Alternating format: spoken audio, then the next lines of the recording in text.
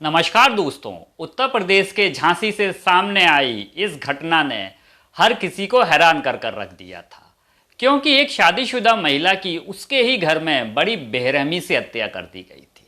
और जब पुलिस ने आरोपी को गिरफ्तार किया और जब उसने इस वारदात के पीछे की वजह बताई तो सुनने वाले भी हैरान रह गए। और आखिर ऐसी कौन सी बात थी जिसने एक हंसते खेलते परिवार को बर्बाद कर कर रख दिया। तो नमस्कार दोस्तों, स्वागत है आपका आपके अपने YouTube चैनल आपकी जिज्ञासा में, और मैं हूं स्वतंत्र। आप ये वीडियो कहां से देख रहे हैं कमेंट बॉक्स में जरूर बताइएगा। इस कहानी में दोस्तों किरदारों के दाम मैंने बदल दिए हैं, तो चलिए कहानी पर सीधे चलते हैं। तो दोस्तों यह कहानी झांसी जिले के तोड़ी फतेहपुर थाना क्षेत्र के बुढ़ाई गांव की है, और यहाँ के रहने वाले 37 वर्षीय रमेश वर्मा, जो कि हरियाणा में रहकर एक प्राइवेट कंपनी में नौकरी किया करते थे, और वो परिवार की जिम्मेदारियों के लिए घर छोड़कर दूसरे शहर में काम करते थे। लेकिन दोस्तों उन्हें क्या पता था कि एक दिन यही दूरी आने वाले समय में उनकी जिंदगी का सबसे बड़ा दर्द बनने वाली है। रमेश के परिवार में उनकी 35 वर्षीय पत्नी सुनीता के अलावा 4 बच्चे भी थे, जिनमें 3 बेटियां और एक बेटा था। अब क्या होता है दोस्तों कि 22 मई 2026 की रात रोज की तरह सुनीता बच्चों को खाना खिलाकर सुला देती है और खुद भी खाना खाकर सोने चली जाती है। सुनीता का जो बेटा होता है ना, वो दादी के पास जाकर सो जाता है। सब कुछ सामान्य चल रहा था और दिख भी रहा था सामान्य, लेकिन किसी को क्या पता था कि यह रात इस परिवार के लिए आखिरी खुशहाल रात साबित होने वाली है। अब क्या होता है दोस्तों कि अगले दिन सुबह तकरीबन 4 बजे के आसपास सुनीता की 10 साल की जो बेटी होती है ना, उसकी आंख खुल जाती है। और आंख खुलते ही उसने अपनी माँ को देखा जिस कंडीशन में, और देखने के बाद उसके मुंह से चीख निकल जाती है। सुनीता बिस्तर पर बेसुध पड़ी हुई थी और उसके चारों तरफ खून फैला हुआ था। और जैसे ही उस बच्ची की चीख निकली और चीख की आवाज़ सुनते ही सब जने जाग जाते हैं। आप सोच सकते हो ऐसा नज़ारा देखकर आपकी और मेरी भी शायद चीख निकल जाए। वो तो फिर एक 10 साल की बच्ची थी दोस्तों। और जब बच्चों की चीखने रोने की आवाज़ सुनी तो आसपास के लोग इकट्ठा हो जाते हैं। और जैसे ही लोगों ने दोस्तों अंदर का नज़ारा देखा तो उनके भी पैरों तले जमीन खिसक गई। अब सबके दिमाग में एक ही बात घूम रही थी कि आखिर घर के अंदर घुसकर इतनी बड़ी वारदात को किसने अंजाम दिया और क्यों दिया। खैर दोस्तों, जो होना था वो हो गया और मामला गंभीर था, इसलिए तुरंत आसपास वाले लोगों ने पुलिस को सूचना दे दी। अमूमन ये भी होता ही है दोस्तों की घटना घट जाती है, घर में कोई आदमी नहीं है तो अड़ोसी पड़ोसी पुलिस को सूचना दे देते हैं। हरियाणा में मौजूद रमेश वर्मा को भी इस घटना की खबर दे दी गई थी। ये खबर सुनते ही उनके पैरों तले जमीन खिसक गई और वह तुरंत अपने गाँव के लिए रवाना हो जाते हैं। लेकिन इधर पुलिस को मौके पर कुछ ऐसा मिला जिसने पूरे मामले को और भी रहस्यमय बना दिया दोस्तों। पुलिस फौरन मौके पर पहुंचकर जांच शुरू की और शुरुआती जांच में पता चला कि हत्या कुछ ही घंटे पहले हुई है, क्योंकि जो दोस्तों खून था ना वो अभी ताज़ा था। इस कारण अभी ही खून हुआ था ऐसा पता पड़ रहा था। कमरे में खून से सना जो बिस्तर था ना, उसके पास एक कुल्हाड़ी पड़ी हुई थी जिस पर खून के निशान लगे हुए थे। पुलिस को शक था कि शायद इसी हथियार से उसकी हत्या की गई है सुनीता की। लेकिन आखिरकार यह सब किसने किया और क्यों किया, यह सवाल अभी भी बना हुआ था सबके सामने। अब दोस्तों सबसे हैरानी की बात यह थी कि कमरे में बच्चे भी सो रहे थे, फिर भी किसी को कुछ पता क्यों नहीं चला, ये एक सोचने वाली बात थी। और जब पुलिस ने 10 साल की बेटी से पूछा तो वह रोते हुए बस इतना ही बता पाई कि मुझे कुछ नहीं मालूम अंकल जी, मैं जब सुबह सोकर उठी तो जैसे ही मैंने मम्मी को इस हालत में देखा मैं घबरा गई और मेरे मुंह से चीख निकल पड़ी। अब दोस्तों पुलिस शव को पोस्टमार्टम के लिए भेज देती है, ये तो अमूमन होता ही है दोस्तों। इधर रमेश भी घर पहुंच चुके थे। बच्चों को रोता बिलखता देखकर उनके आंखों में से भी आंसू निकलने। उन्होंने जैसे तैसे अपने आप को संभाला, फिर उन्होंने बच्चों को भी संभाला। पुलिस उन्हें मोर्चरी ले जाती है इसके बाद, और उन्हें जैसे ही उनकी पत्नी का शव दिखाया जाता है वह पूरी तरह टूट जाते हैं। उन्हें समझ नहीं आ रहा था कि आखिर उनकी पत्नी के साथ इतनी बेरहमी किसने और क्यों की। लेकिन यह सवाल दोस्तों सिर्फ रमेश के मन में नहीं था, पुलिस के मन में भी था। और होना भी लाजमी बनता है दोस्तों कि पति उनका बाहर रह रहा है और अचानक घर में उसकी पत्नी का कत्ल हो जाए, वो भी इतनी बेरहमी से। अब क्या होता है दोस्तों कि पुलिस वाले रमेश से भी कई सवाल पूछने लगते हैं। क्या आपकी किसी से कोई दुश्मनी है, या आपको किसी पर शक तो नहीं है? लेकिन उन्होंने बताया कि मेरी किसी से भी किसी भी प्रकार की दुश्मनी नहीं है और ना ही मुझे किसी पर शक है। उनका यह भी कहना था दोस्तों कि अगर मेरी पत्नी सुनीता की किसी से दुश्मनी या लड़ाई झगड़ा होता तो मुझे जरूर बताती। उनको पूरा विश्वास था अपनी पत्नी पर। इधर पोस्टमार्टम की रिपोर्ट से भी साफ हो चुका था कि सुनीता की हत्या की गई है। वो तो दिख भी रहा था, लेकिन रिपोर्ट भी आपको पुख्ता कर देती, मतलब रिपोर्ट से भी कंफर्म हो जाता है। पूरा का पूरा मामला दोस्तों अज्ञात लोगों के ऊपर ट्रांसफर कर दिया जाता है। मतलब जो पुलिस होती है, अभी तक तो खूनी पता नहीं था कौन है क्या है, तो अज्ञात लोगों के खिलाफ मुकदमा दर्ज कर देती है पुलिस। अब पुलिस वाले गांव के लोगों से भी पूछताछ करना शुरू कर देते हैं, लेकिन किसी के पास से भी कोई ऐसा जवाब नहीं मिलता पुलिस को जिससे पुलिस संतुष्ट हो सके और सही दिशा मिल सके केस को आगे बढ़ाने के लिए। अब ऐसा लग रहा था दोस्तों जैसे हत्यारा कोई सुराग छोड़कर ही नहीं गया है।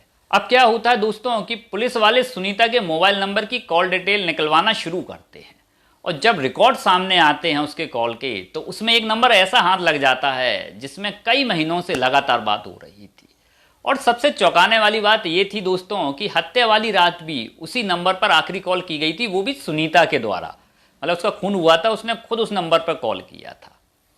अब दोस्तों पुलिस ने उस नंबर की जानकारी निकाली तो पता चला कि वह नंबर महेश यादव नाम के व्यक्ति का है और ये व्यक्ति जो है ना वो सुनीता का पड़ोसी होता है। और क्या था दोस्तों, अगले ही दिन पुलिस महेश यादव को हिरासत में लेकर पूछताछ करना शुरू कर देती है। लेकिन पूछताछ में जो कुछ भी सामने आने वाला था उसकी किसी ने कल्पना भी नहीं की थी दोस्तों। पहले तो महेश पुलिस वालों को कहता रहा कि सुनीता का वो पति बाहर रहता है तो उसका कोई है नहीं है घर पे काम करने वाला, इसलिए मैं उसकी सहायता करता हूं घर के छोटे मोटे कामों में। महेश का यह भी कहना था कि पड़ोसी होने के नाते मैं सिर्फ उसकी सहायता ही करता हूं साहब। लेकिन दोस्तों जो कॉल रिकॉर्ड सामने आए थे वो कुछ और ही कहानी बयान कर रहे थे। अब पुलिस अपने अंदाज में जब महेश से पूछताछ करती है तो वो पूरी तरह टूट जाता है और फिर जो कहा उसने उसे सुनकर पुलिस वाले भी एक दूसरे का चेहरा देखने लग जाते हैं, क्योंकि अब मामला सिर्फ हत्या का नहीं रह गया था दोस्तों। अब महेश ने पुलिस को बताया कि करीबन 8-9 महीने पहले जो सुनीता का पति होता है ना रमेश, वो फिर से हरियाणा आ गया था। अब जो उधर सुनीता जो कि 4 बच्चों की मां थी, उसका मन पति की कमी को महसूस कर रहा था और उसको तन की भूख मिटाने के लिए किसी की जरूरत थी। अब क्या होता है दोस्तों कि इधर सुनीता भी बेचैन हो रही थी अपने तन की आग बुझाने के लिए, और जो महेश जो था ना वो भी रसिया टाइप का आदमी था, वो किसी न किसी औरत के पीछे लगा ही रहता था। अब एक दिन सुनीता को लगा कि यही वो आदमी है जो मेरी तन की आग बुझा पाएगा, और सुनीता ने महेश को खुला न्योता दे दिया। मतलब वो इशारे करने लगी उसको, जिससे वो अट्रैक्ट होने लगा उसकी साइड। और जो महेश था ना वो तो उतावला पहले से ही बैठा हुआ था, तो वह इस न्योते को स्वीकार कर लेता है। मतलब वो तो तैयारी बैठा था, उधर से वो इशारा दे रही थी, वो स्वीकार कर लेते, मतलब मिल जाते हैं दोनों। अब इन दोनों के नंबर जो होते हैं ना दोस्तों वो चले जाते हैं, मतलब महेश का पास सुनीता का नंबर चला जाता है, सुनीता के पास महेश का नंबर चला जाता है। चूंकि दोनों पड़ोसी थे दोस्तों तो एक दूसरे से मिलना उनके लिए कोई मुश्किल बात नहीं थी। मुश्किल बात जब होती जब पड़ोसी नहीं होते। रात को बच्चों के सो जाने के बाद दोनों अक्सर फोन पर बात किया करते, और जैसे ही मौका मिलता सुनीता उसको फोन लगाकर घर पर बुला लेती थी और दोनों संबंध बनाते, और इनकी जीवन रासलीला आराम से चल रही थी। यह सिलसिला कई महीनों तक चलता रहा। लेकिन सबसे हैरानी की बात यह थी दोस्तों कि दोनों के परिवारों में से किसी को भी जरा सी भी भनक नहीं लग पाई इनके रिश्ते के बारे में। धीरे धीरे समय बीतता गया, और समय बीतने के साथ ही साथ सुनीता तन मन धन से महेश के इतने ज्यादा करीब आ चुकी थी। लेकिन दूसरी तरफ महेश रिश्ते को एक गुप्त संबंध की तरह देख रहा था। लेकिन जो सुनीता होती है ना वो अब इस रिश्ते को एक नया नाम देने के मूड में तैयार बैठी हुई थी। मतलब महेश के दिमाग में तो था कि मैं ऐसे रिश्ता रखूंगा, लेकिन सुनीता बदल चुकी थी, उसके दिमाग में कुछ और चल रहा था। अब दोस्तों इन दोनों के रिश्ते को करीबन 7 से 8 महीने हो चुके थे, और अब सुनीता महेश से शादी करने की बात करने लग जाती है। ये बात सुनकर महेश के पैरों तले जमीन खिसक जाती है। उसने कभी भी नहीं सोचा था कि वह बात यहाँ तक पहुँच जाएगी शादी तक, क्योंकि दोनों पहले से शादीशुदा थे और सब दोनों के अपने अपने 4-4 बच्चे थे। मतलब 4 उसके थे और 4 सुनीता के थे। लेकिन सुनीता पीछे हटने के मूड में बिल्कुल भी नहीं दिख रही थी। मतलब वो अड़ चुकी थी कि मैं तुमसे शादी करूंगी।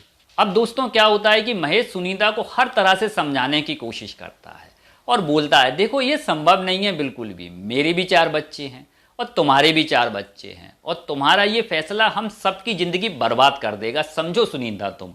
लेकिन जो सुनीता थी ना, उसके सर पर तो शादी का बोझ चढ़ा हुआ था जो कि उतरने का नाम नहीं ले रहा था। अब क्या होता है दोस्तों कि धीरे धीरे इस बात को लेकर इन दोनों के बीच में मनमुटाव, लड़ाई झगड़े होना शुरू हो जाते हैं और आने वाले दिनों में यही तनाव एक ऐसा मोड़ पर पहुंचने वाला था जिसकी किसी ने कल्पना भी नहीं की थी। मतलब इन दोनों ने कोई कल्पना नहीं की। दोस्तों कोई भी हो यही सोचेगा ना कि समय के साथ साथ सब ठीक हो जाएगा, आप हो चाहे हम हो।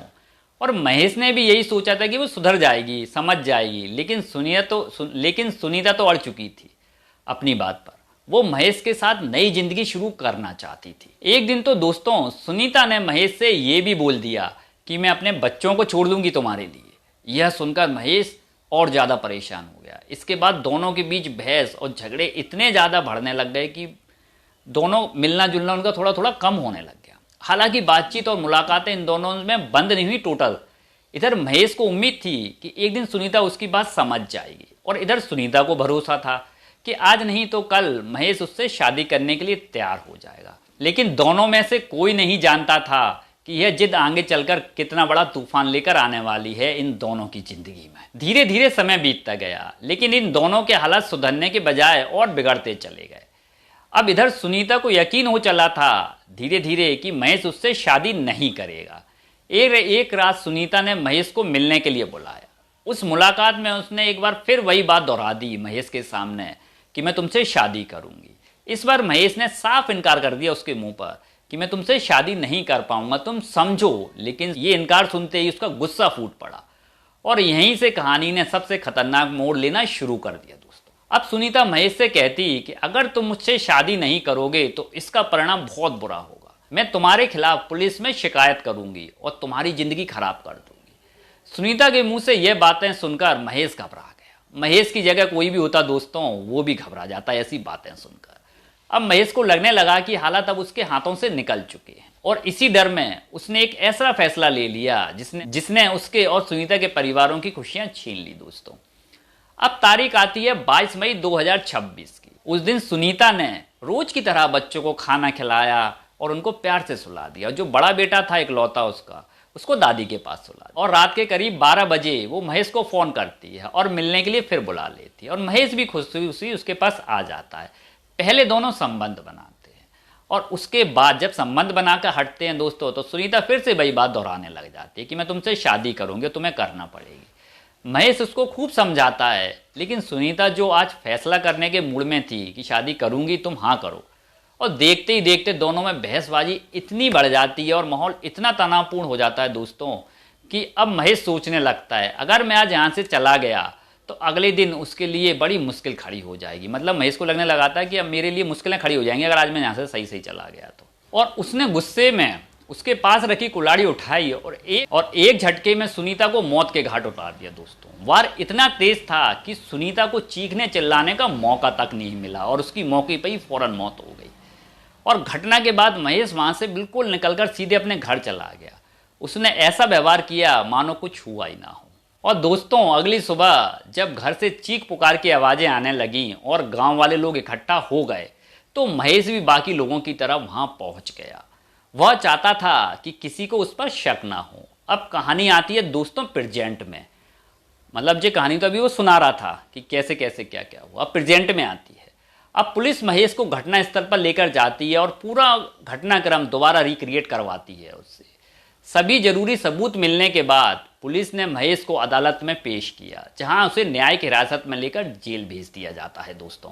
और दोस्तों जब पुलिस ने पूरे मामले का खुलासा किया तो गांव के लोग और परिवार के सदस्य एकदम से सन्न रह गए। ये बातें सुनकर किसी को भी यकीन नहीं हो रहा था कि पिछले कई महीनों से पर्दों के पीछे इन दोनों का ये खेल चल रहा था। और सबसे बड़ा झटका तो दोस्तों रमेश वर्मा जी को लगा जिन्होंने इस बारे में कभी कुछ सोचा ही नहीं था, उनको पता भी नहीं था।